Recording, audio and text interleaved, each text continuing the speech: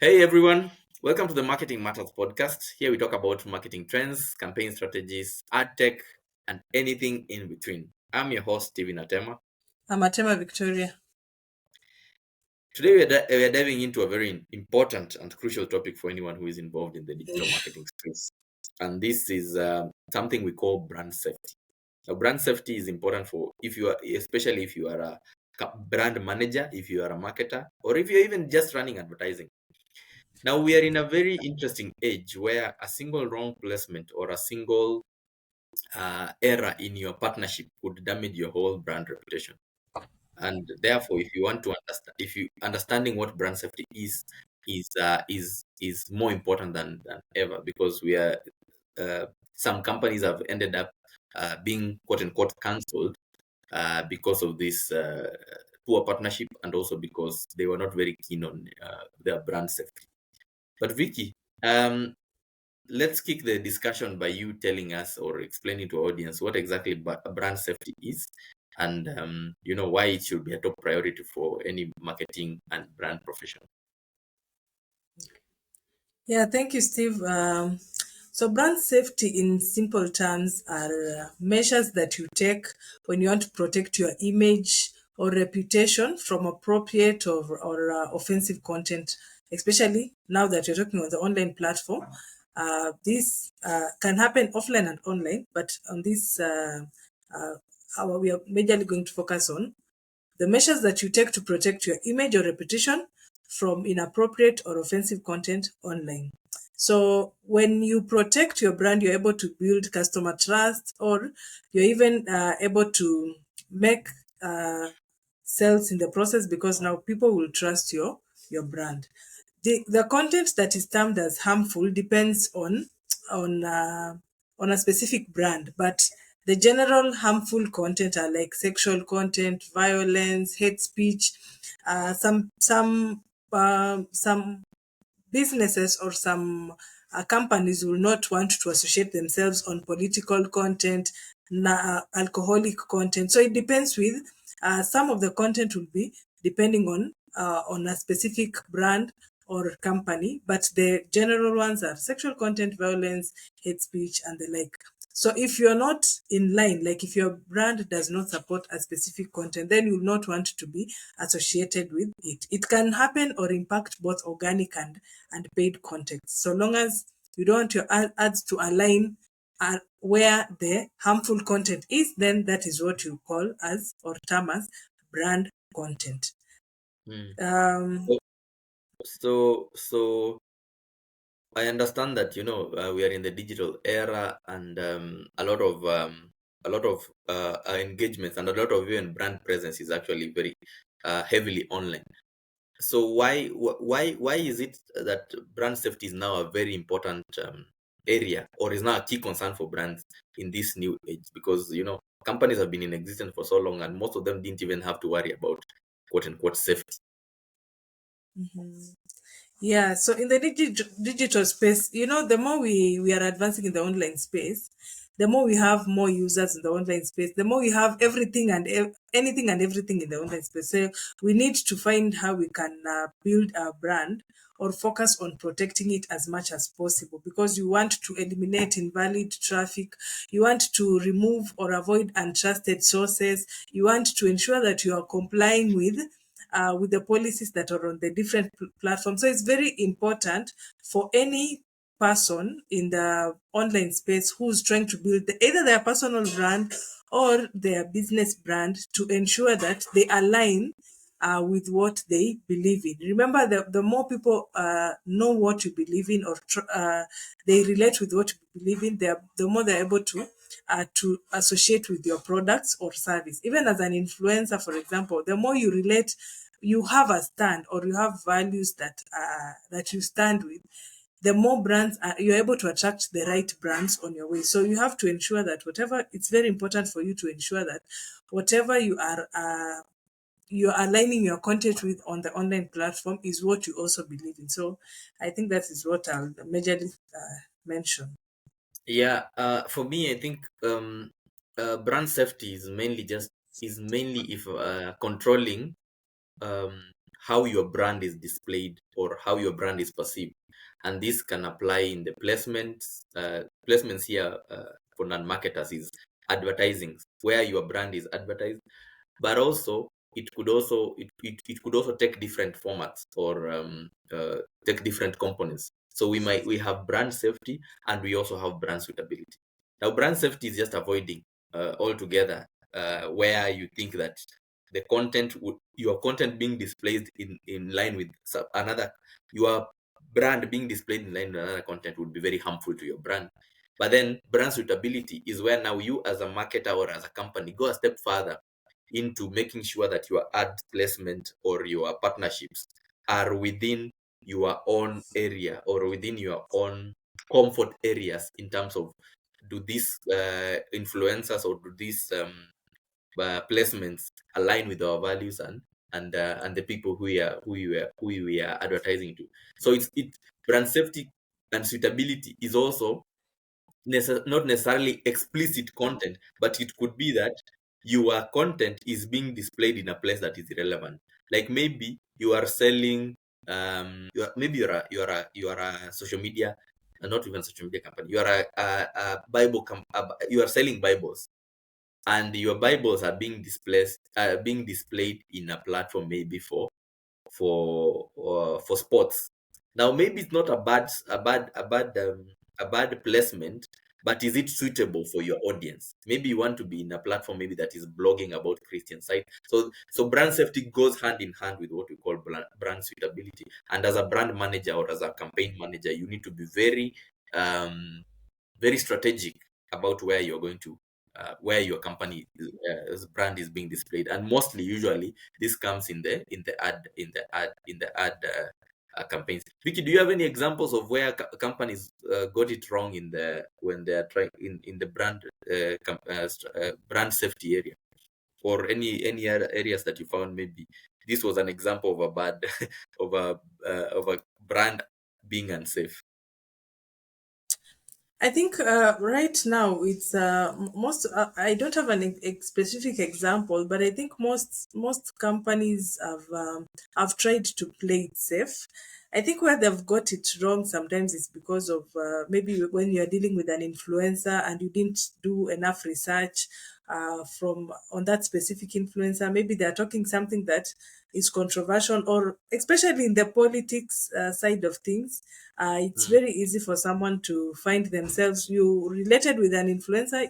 It's like you now seem to be supporting a certain political party, yet you are not supporting that political party, but because you are associated with a specific influencer, then that would cause that. Even influencers from their end, like you worked with a company, they stated they will do this. Maybe it's a hospital, and then the hospital is found on.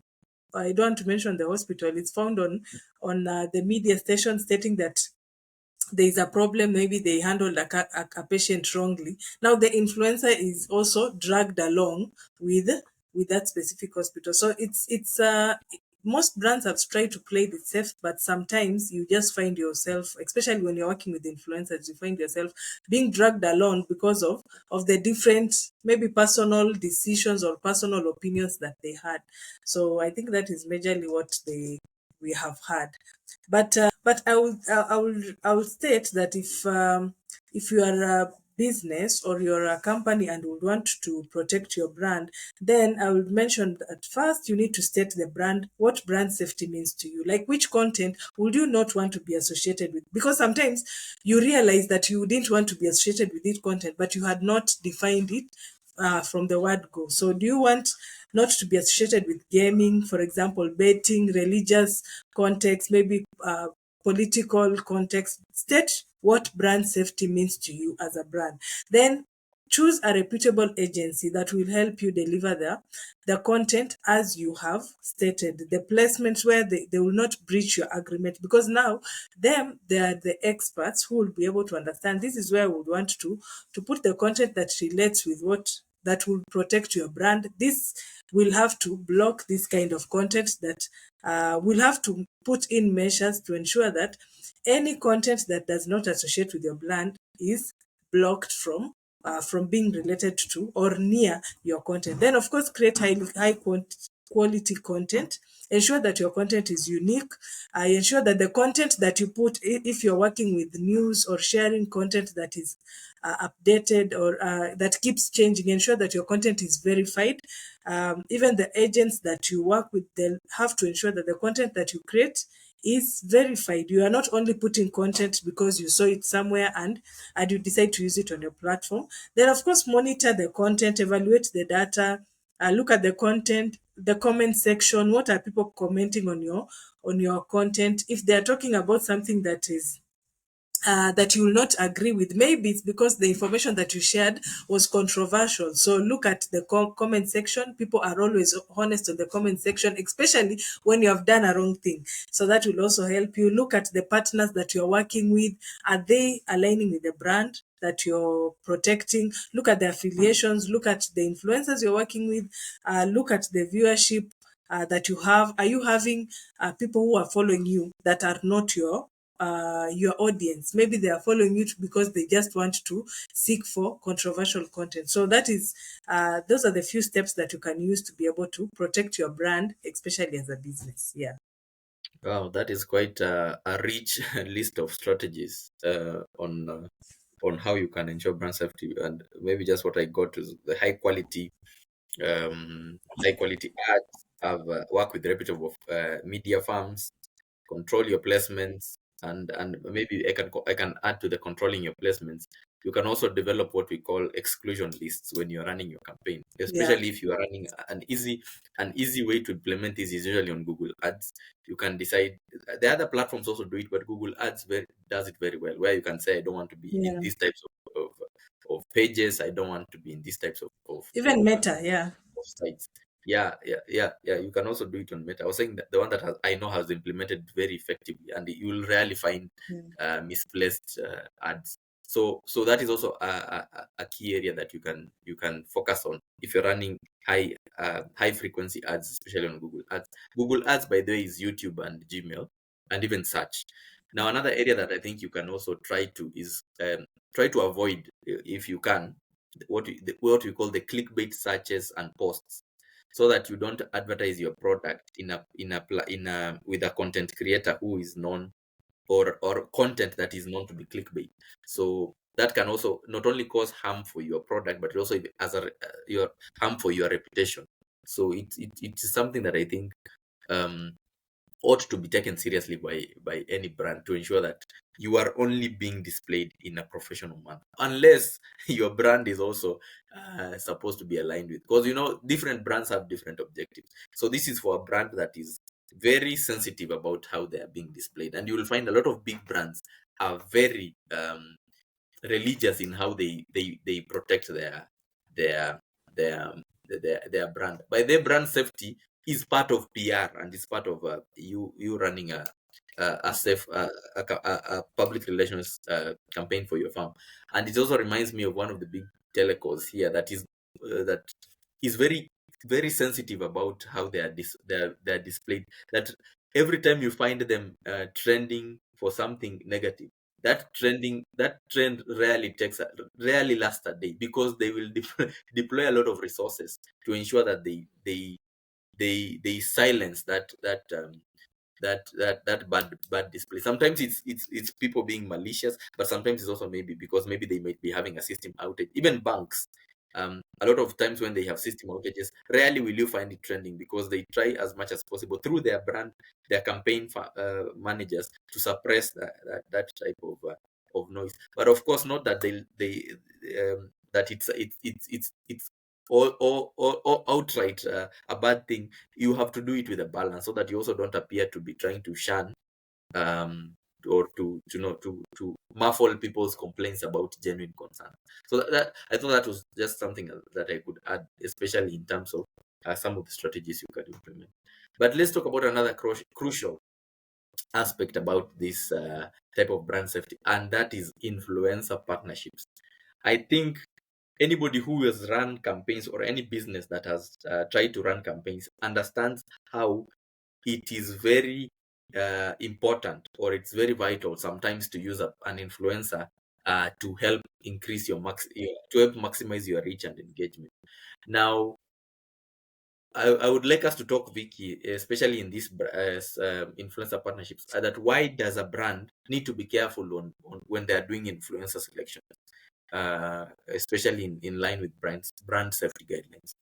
Yeah, I think we have different kind of influencers. I would highly recommend you work with an influencer who has clear goals or clear values of how they are sharing their content. As you look at their content, you'll be able to detect their values, what they stand for, and therefore it will give you a clear picture of which direction they will take your product or service if you're working with them. So as a campaign manager, you need to thoroughly vet your influencers. Like before you enter into the partnership or the contract, you look at which content have they been sharing before. What are their values? How well do they align with the image? Do they share content that when you look at it and you look at your brand, they can be able to merge, or they can be able to match? Is it a brand, or is that influencer working with other brands? And while they work with other brands, how have they been producing the content for these other brands? If they are your competitors, how have they been sharing the content? When you look at the advert or the posters that they put on their platform, it will guide you to be able to know that this is an influencer that I would want to work with or not. And even as they come to sit on the table with you, it is also important for you to give them the clear guidelines. Tell them this is what we expect, this is what we stand for, this we cannot talk or we do not say when we are mentioning our brand. So this is also important. As much as you've already gained their background knowledge, you also need to tell them your stand, to give them that clarity before now they go ahead to do a campaign for you. Yeah. Yeah, that's very good. Alignment of the influencers' values and your values is very important, because if if you are running a campaign and you are a very conservative brand and you run it with a very controversial influencer, you're going to get, even the audiences that you'll attract will be also misaligned with your brand.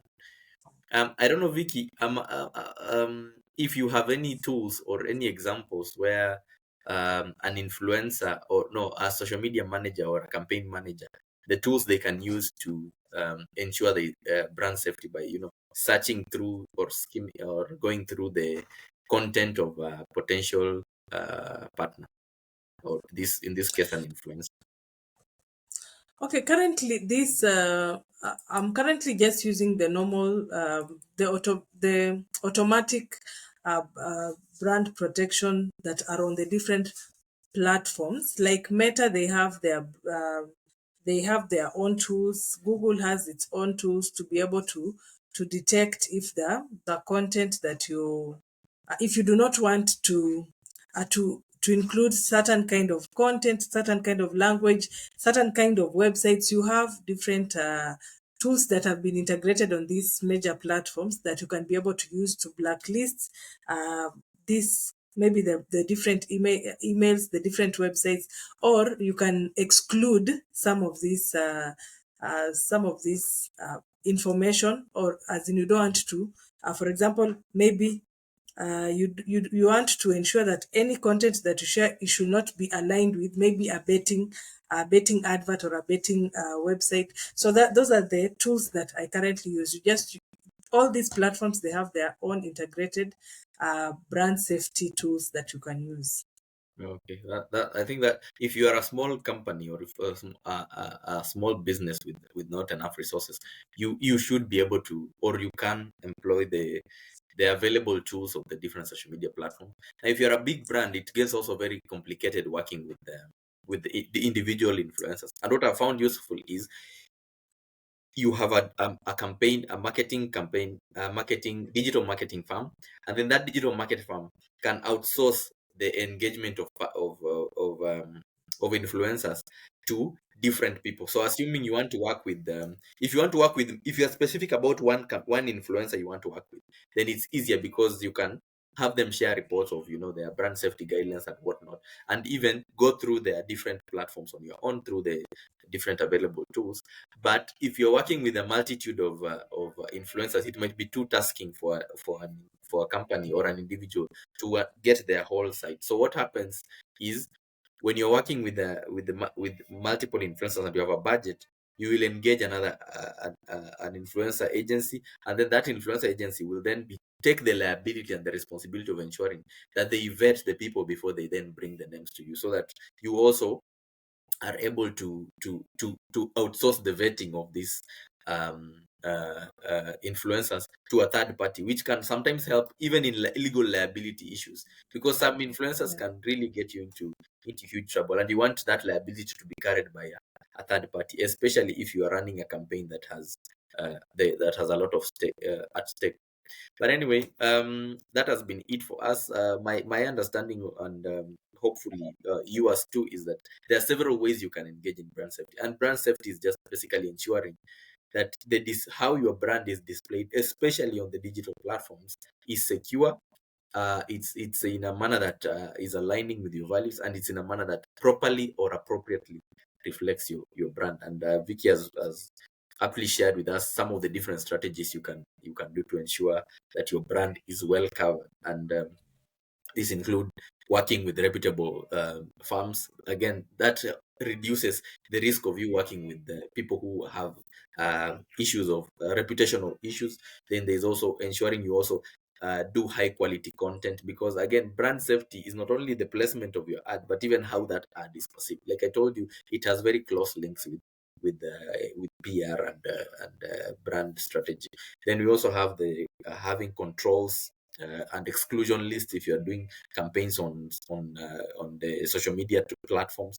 Then if you are also able to vet influencers, whether internally or externally, that is something that you should employ, and be very keen on the partnerships that you are engaging in, not only with your influencers, but even the different publishers, should you decide to run a campaign on a website, to ensure that that website also has clear brand guidelines and ensures that your brand is, or your advert is being displayed on relevant content. This can be, assuming you're running a campaign on a media house, and maybe the media is running a controversial story, or maybe like you had earlier indicated, Vicky, you don't want to be associated with politics, and then your ad is being displayed maybe in a very controversial or an expose. While it is not necessarily a bad thing for you as a brand, maybe you don't want people to associate your brand with that type of content. So having that clearly also communicated with the partner, that our campaign will only run on maybe positive content or content relating to corporate news, that can also be something relevant. I don't know, Vicky, if you have any other additional comments or input in terms of how to ensure brand safety for yourself, for your brand and your clients. No, I think we have exhausted most um, of the information. We just make it as simple as possible. So even as brands or as businesses, you need not, even as you look at your competitors and you're learning from them, you need to understand that uh, each company, they have their own stands, or different things that they believe in. So even as you try to adapt or to learn what they are doing, it's also important, now that you know that, find ways of how you'll protect your brand, not to just copy what your competitors do, because you might end up doing also something that you don't believe in, but your competitors believe in. So that is something that, after learning this, you're having that idea, yeah, that as much as these people are doing this, as we have our stand, we'll not be able to follow this. So, yeah. Okay. Yeah, thank you. So, just in closing, a reminder that brand safety is not an activity that you do once, it's an ongoing process. Anytime your brand is on the digital platforms, you need to be engaging in brand safety strategies. And we have highlighted some of those brand safety strategies. And it's worth noting that you need to ensure or invest heavily in protecting your brand's reputation, because if you don't, the cost could be higher than what you're trying to forego. And like Yeah. always, if you found this video helpful, share it with your network, like, subscribe, and hit that notification button so that you can never miss any update that we have. It's been nice to have you. See you in the next one. Bye. Bye.